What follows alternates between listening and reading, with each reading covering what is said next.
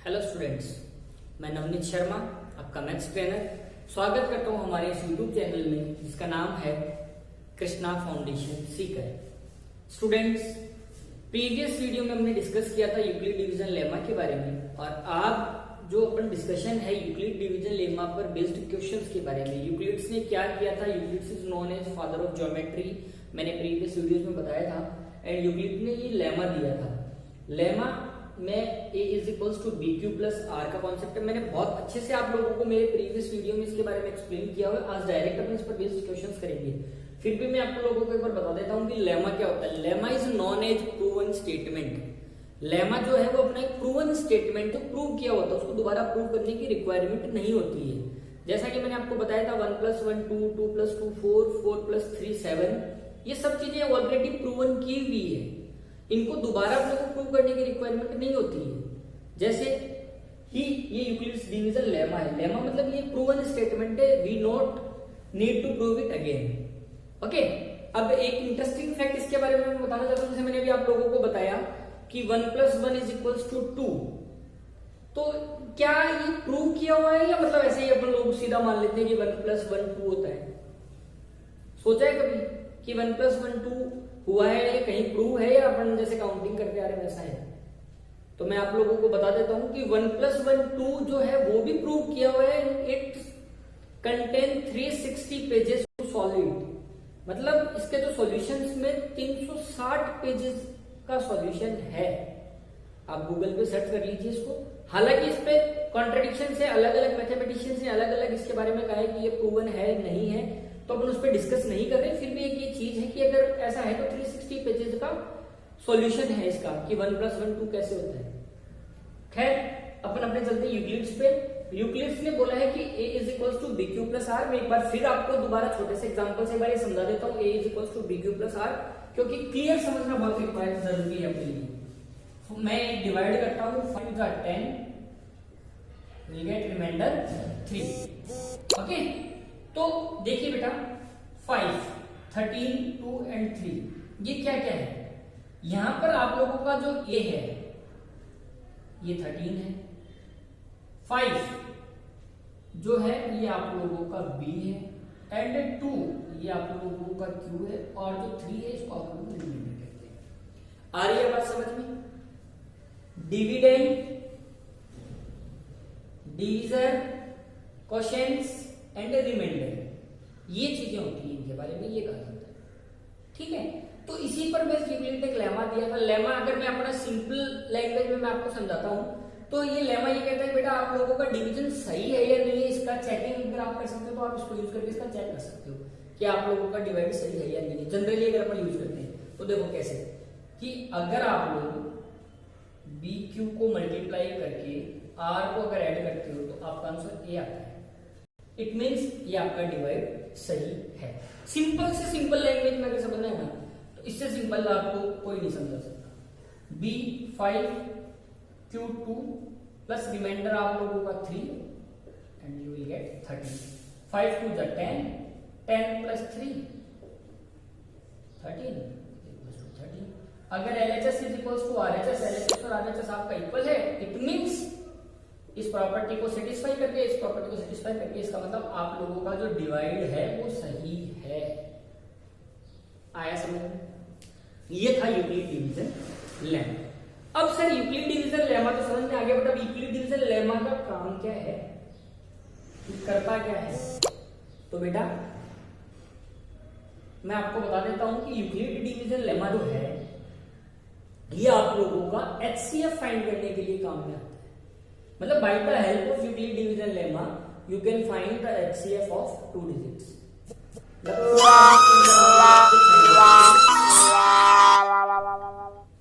Students, तो आइए चलते हैं अब यूक्लिड डिवीजन लेमा पर बेस्ड कुछ क्वेश्चंस करते हैं अपन कि यूक्लिड डिवीजन लेमा के बारे में तो आप लोगों ने डिस्कस कर लिया है कि what is Euclid division lemma, क्या होता है, अपन ने अच्छे से पढ़ लिया है। अब यूक्लिड डिवीजन लेमा काम क्या आता है? यूक्लिड डिवीजन लेमा आप लोगों के क्लास 10th में यूक्लिड डिवीजन लेमा का यूज करते हुए अपन लोग HCF फाइंड करेंगे। ओके, HCF का मतलब अगर आप लोगों को नहीं पता तो मैं बता देता हूं। HCF मतलब HCF means highest common factor. Okay, तो एक क्वेश्चन है कि by using Euclid division lemma find the HCF of 867 and 255। 867 and 255, 867 and 255 में हाईएस्ट कॉमन फैक्टर कौन सा है, मतलब ऐसा हाईएस्ट कॉमन नंबर दोनों डिजिट्स में कौन सा आएगा जिसको दोनों डिवाइड अपन जिससे दोनों को डिवाइड कर सकते हैं। ये होता है हाईएस्ट कॉमन फैक्टर का मतलब। ठीक है, तो चलिए इसको यूक्लिड डिवीजन लेमा को यूज करते हुए कैसे इसको सॉल्व करेंगे देखते हैं। सबसे पहले 867 एंड 255 ग्रेटर डिजिट कौन सा है अपना 867, तो 867 को डिवाइड करेंगे अपन 255 से। Okay, so let's start. 867 divided by 255। 867 आप लोगों का डिविडेंड है और ये आपका डिवीजन है। अगर यूक्लिड की लैंग्वेज में समझाऊं तो ये ए है आपका और ये आपका बी है। ये कितने टाइम डिवाइड होगा सबसे पहले तो देखते हैं। 255 2 जा 3 जा, आई थिंक 3 टाइम्स में ये आएगा 765। 765 अब सब्ट्रैक्ट करेंगे तो जो अपना रिमाइंडर है 201, ये अपना रिमाइंडर है। अभी तक जीरो नहीं आया तो यूक्लिड्स कहते हैं कि जब तक जीरो नहीं आए तब तक इस प्रोसेस को आप लोगों को कंटिन्यूअसली करना है। अब यूक्लिड के अकॉर्डिंग अपने को यहाँ सेट करना है। यूक्लिड्स कहता है a is equals to B Q plus R. a है अपना 867 इज इक्वल्स टू 255, r है आपका q आपका 3 एंड रिमाइंडर है आपका 102। It's your equation number 1। ये आप लोगों की इक्वेशन नंबर 1 बन गई है यूक्लिड डिवीजन।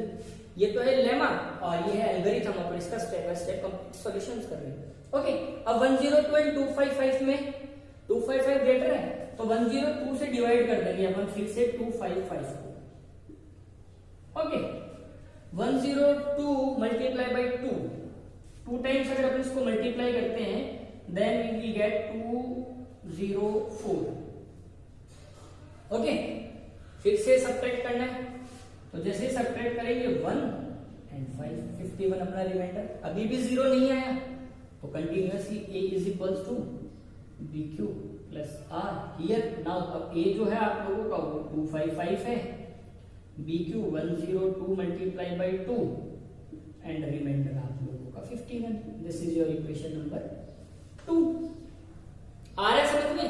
चलिए 51 को फिर से अब अपने को अब 51 से डिवाइड करेंगे अपन 102 को, क्योंकि ग्रेटर 102 है। 51 2 जा 102। अब ये कंप्लीटली डिविजिबल हो गया, मतलब जीरो रिमाइंडर लास्ट अपना जो है वो रिमाइंडर जीरो आ गया। तो जीरो रिमाइंडर जब भी जैसे जीरो रिमाइंडर आ जाता है तो वो स्टेप्स वही कंप्लीट हो जाती है और अपना एचसीएफ मिल जाता है। जो एचसीएफ है अपना वो है 51। ओके, तो नेक्स्ट स्टेप अपन लिखते हैं a is equals to B Q plus R. Here a is equal a है आपका 102, B Q 51 multiply by 2 and remainder 0। तो जैसे ही रिमाइंडर आप लोगों का 0 हुआ तो जो b है वही आप लोगों का HCF हो जाता है। Here 51 is the HCF। अगर मतलब इसको सिंपली समझें तो 51 वो लार्जेस्ट नंबर है, हाईएस्ट कॉमन फैक्टर है जो इन दोनों को डिवाइड करता है।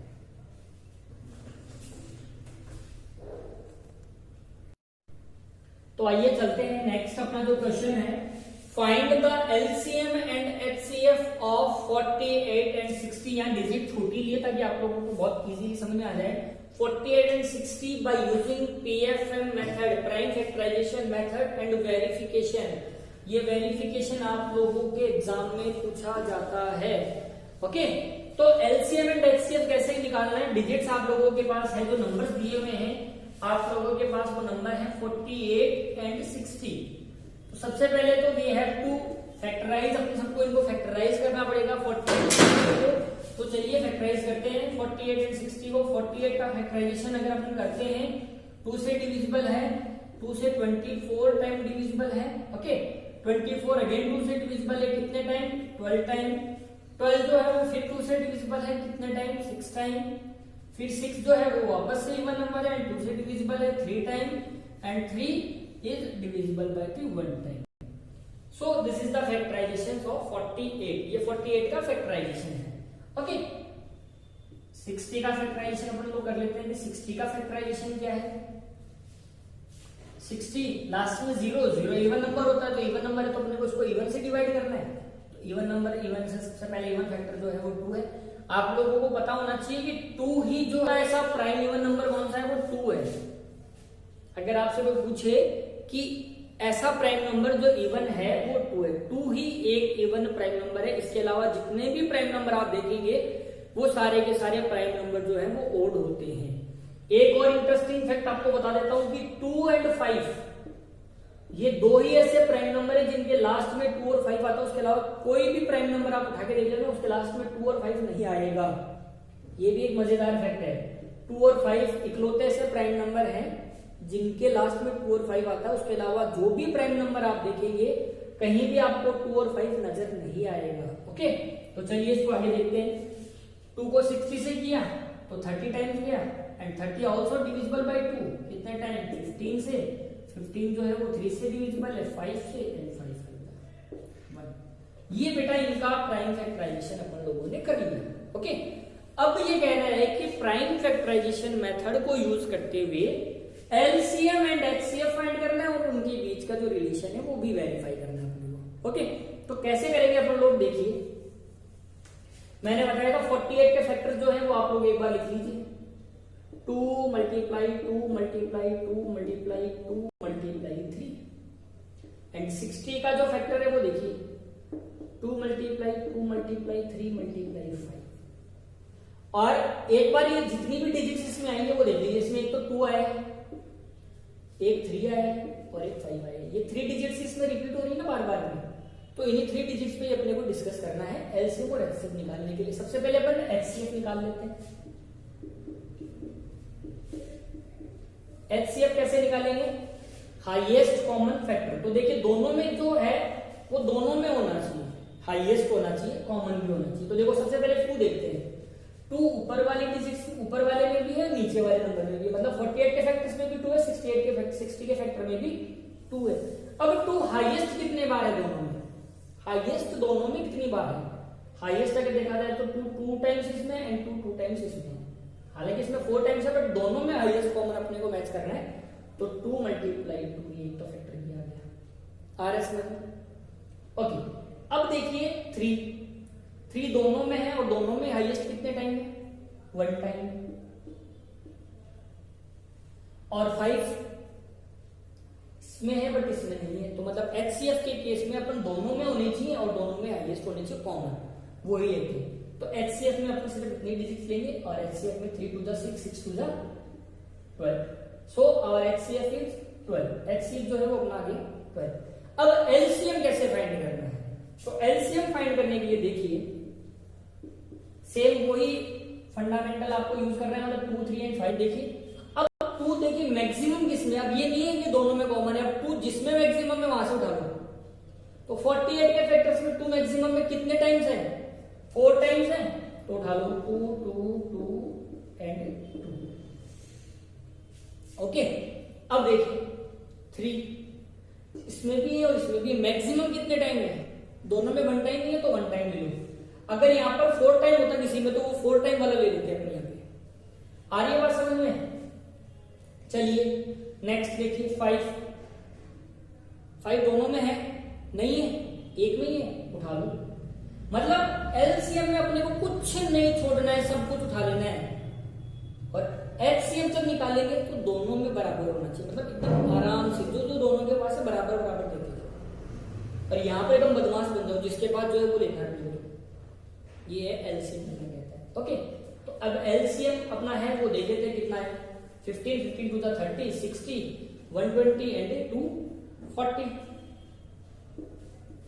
एक बार दोबारा देख लीजिए। 5 3 जा 15 15 टू जा 30 30 टू जा 60 60 टू जा 120 120 टू जा 240। आ गया एचसीएफ। अब वेरिफिकेशन की बात करते हैं, जो आप लोगों के 10th में है कि इनको वेरीफाई कीजिए कि जो एलसीएम और एचसीएफ आप लोगों ने फाइंड किया है क्या वो सही है। इस पर बेस्ड क्वेश्चंस आएंगे, वो अपन अलग से डिस्कस करेंगे। फिलहाल मैं वेरिफिकेशन आप लोगों को बता देता हूं कि वेरिफिकेशन क्या होता है। वेरिफिकेशन ये कहता है कि LCM multiply by HCF, LCM into HCF is equals to product of two numbers.